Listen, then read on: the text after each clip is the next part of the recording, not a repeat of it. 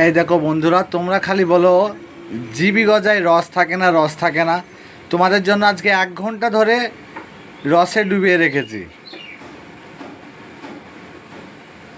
আজকে খেয়ে যাও আর খেয়ে দেখে যাও কত সুন্দর রস ভরা রয়েছে।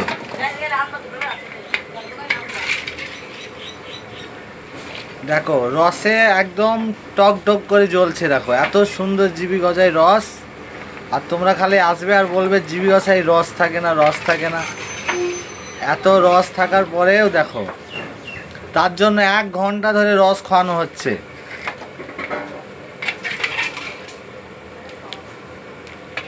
একদম ভরপুরটা রস।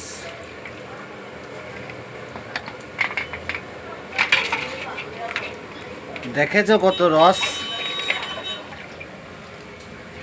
দেখো একদম রসের চপ